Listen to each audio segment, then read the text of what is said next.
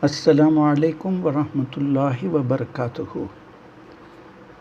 We are now in serial number 012 of the series Defeat the Shaitan. The title of this talk is Magic. Is it a fact or a fiction? Inna alhamdulillah nahmaduhu wa nasta'inuhu wa nastaghfiruhu wa nu'minu bihi ونتوكل عليه ونعوذ بالله من شرور أنفسنا ومن سيئات أعمالنا من يهده الله فلا مضل له ومن يضلله فلا هادي له ونشهد أن لا إله إلا الله وحده لا شريك له ونشهد أن محمدا عبده ورسوله. We will take this more as a question answer session so that you will be able to understand better, inshallah. The first is, can the shaitan physically harm us? The answer is yes. But it is not something normal or usual for the shaitan to do so. It is the extreme minority case.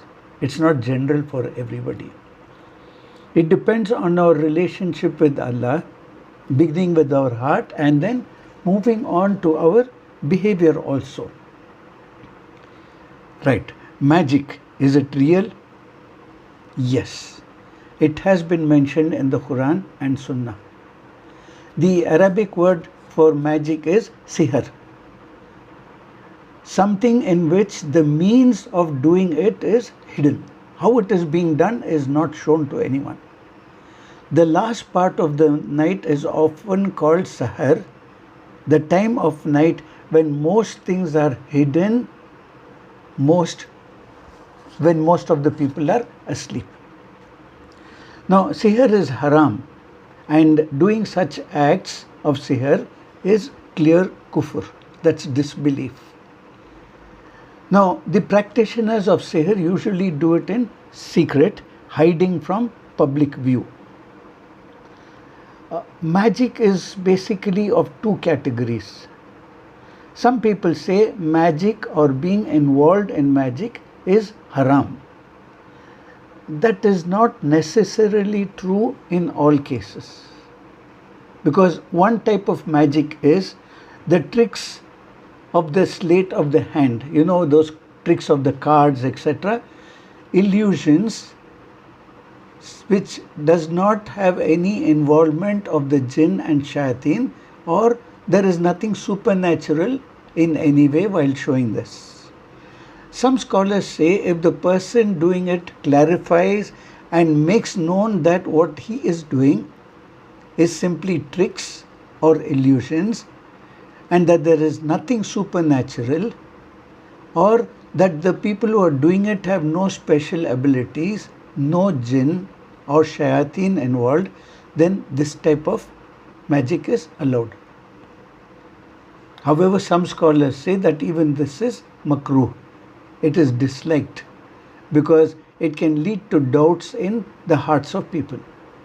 Some other scholars say that even this is not permissible, because the difference between this type of magic and the other type which we will be discussing soon, this difference is so short and the change is so severe between the two that they don't want to take the risk of saying it is not haram, because the heart could easily slip from this type of magic to the other type which is explained below. Anything that would lead to kufr is haram, as I mentioned earlier. Now, someone starting off with the first type of magic may encourage themselves to go forward, especially when they become popular, and claim that they have special abilities, or the shaitan may convince them to do so. Then they begin to go deeper and deeper into the tricks of illusions, to an extent that they will become involved in the second category by taking the help of jinn and shayateen. The second category is when the practitioner gets the help of jinn and the shayateen. It is not only haram but a clear act of disbelief. It is kufr.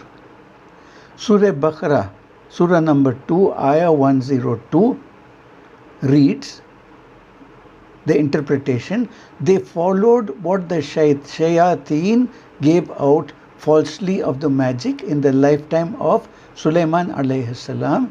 Sulaiman did not disbelieve, but the shayateen disbelieved, teaching men magic and such things that came down at Babylon to the two angels Harut and Marut. But neither of these two angels taught anyone any such things till they had said, we are only for trial, so disbelieve not by learning this magic from us. And from these angels people learn that by which they cause separation between man and his wife, but they could not harm anyone except by the will of Allah. And they learn that which harms them and profits them not. And indeed, they knew that the buyers of it, that is the magic, would have no share in the hereafter.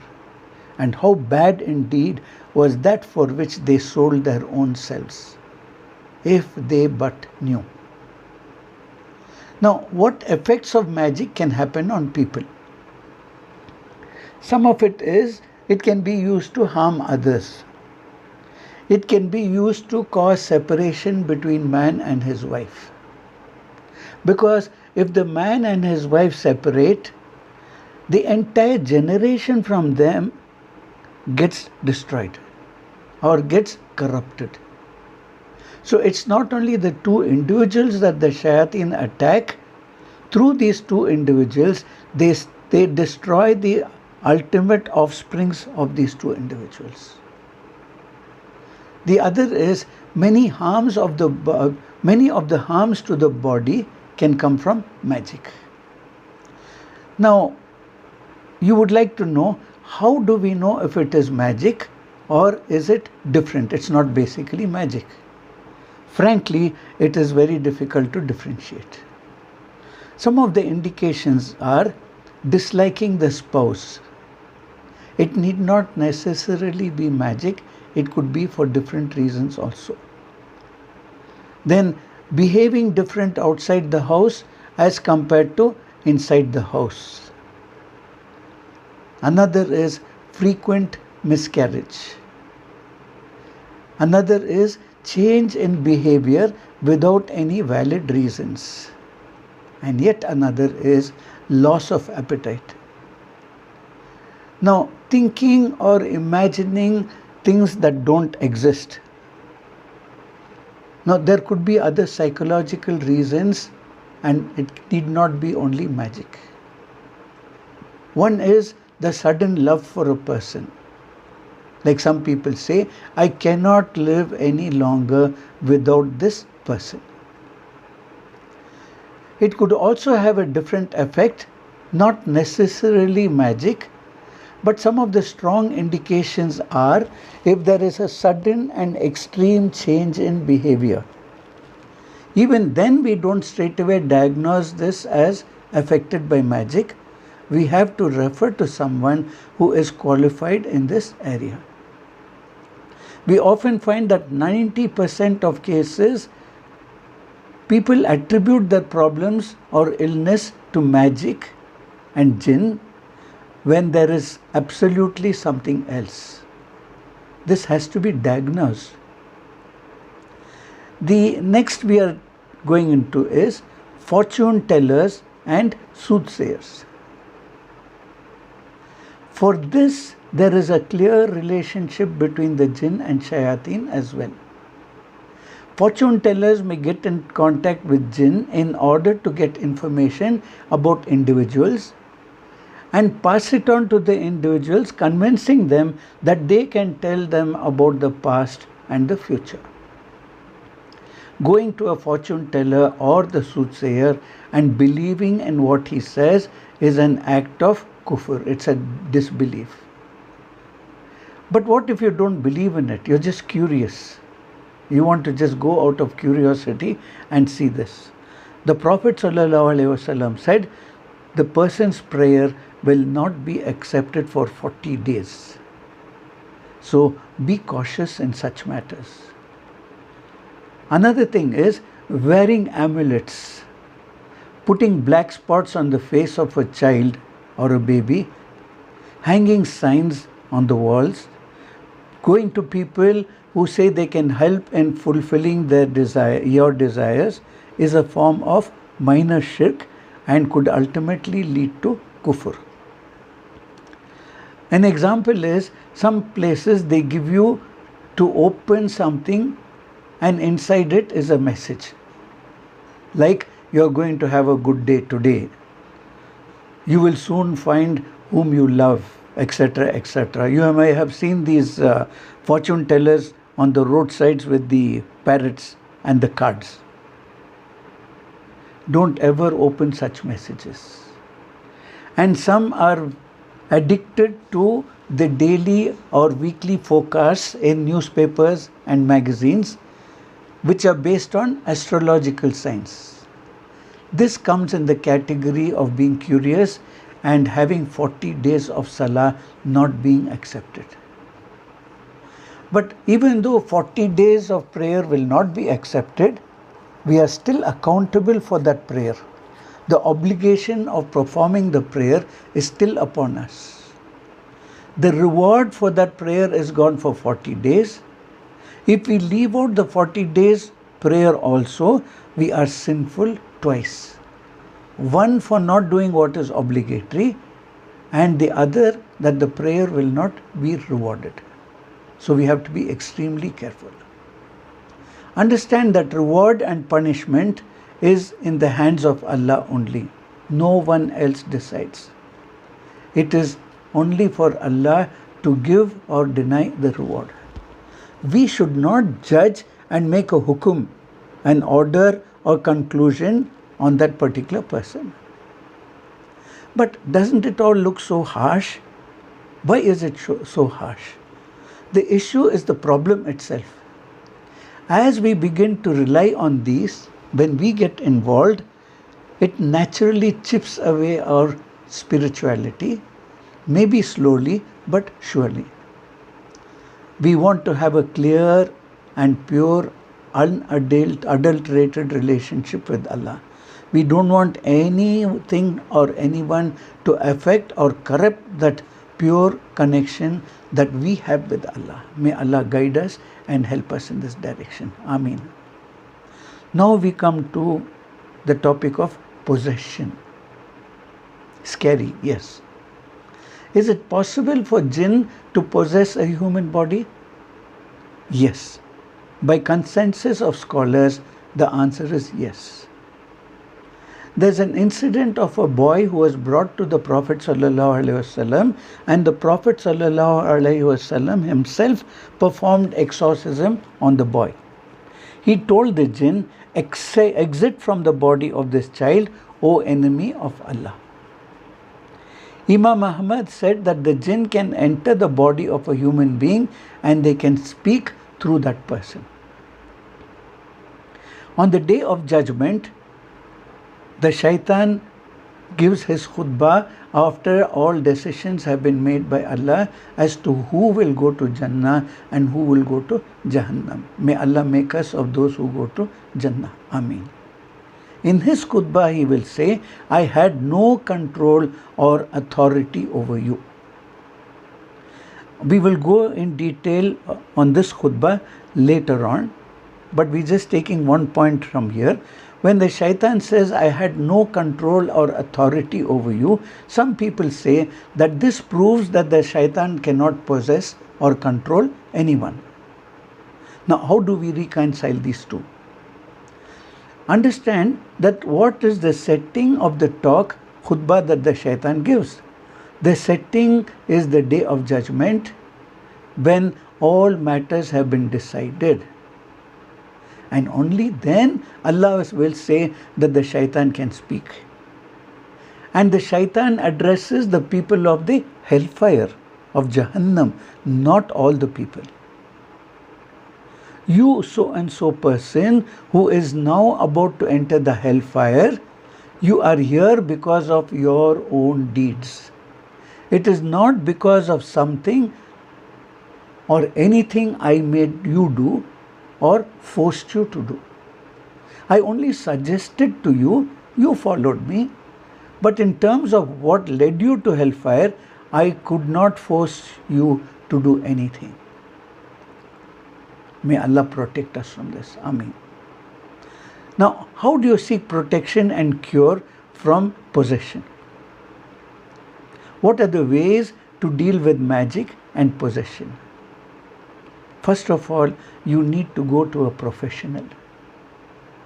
You need to recognize someone who knows what they are doing versus someone who does not know what they are doing and someone who is a fraud.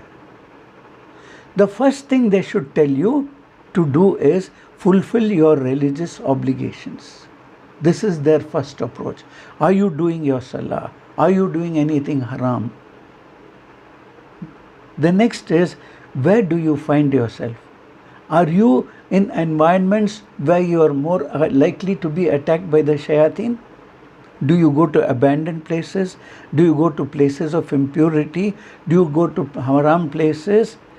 Do you go to places where a lot of sinful behavior is taking place?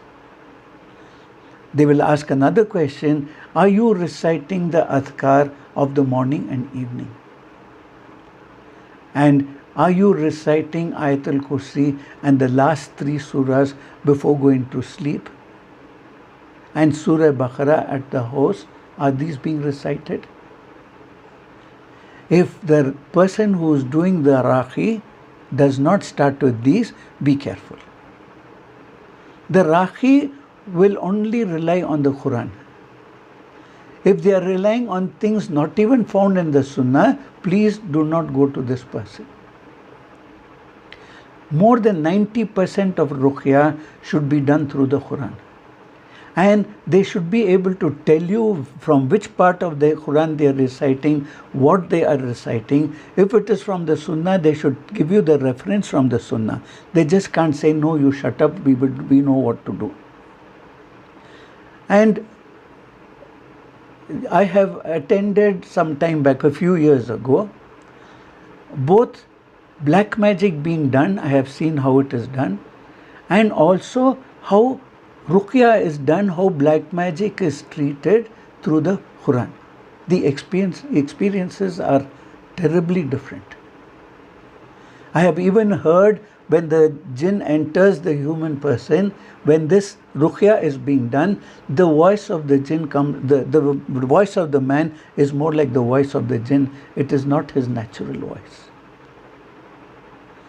Now, reciting upon Zamzam water, olive oil is good, it is allowed. Eating ajwa dates or dates in general is also okay. Hijama, which is known as cupping, is also encouraged. Don't wear anything, don't put anything in the house or under the pillow. If he tells you things about yourself, asking for your personal effects, like give me part of your hair, give me your shirt, or give me something which you have worn earlier, please run away. Inshallah, we'll stop with this today, and the next talk will be about the evil eye. Inshallah. Allahumma inna nas'aluka imanam mustaqima wa fadlan da'ima wa nazar al-rahma wa ilman nafi'a wa akhlan kamila wa qalban munawwara wa tawfiqan ihsana wa tawbatan nasuha wa sabran jamila wa ajran azima wa lisanan dhakira wa badnan sabira wa rizqan wasi'a wa sayyam mashkura wa zamban maghfura wa amalan maqbula wa du'aan mustajaba wa jannatul firdausi na'ima bi rahmatika ya arhamur rahimin. Assalamu alaikum wa rahmatullahi wa barakatuh.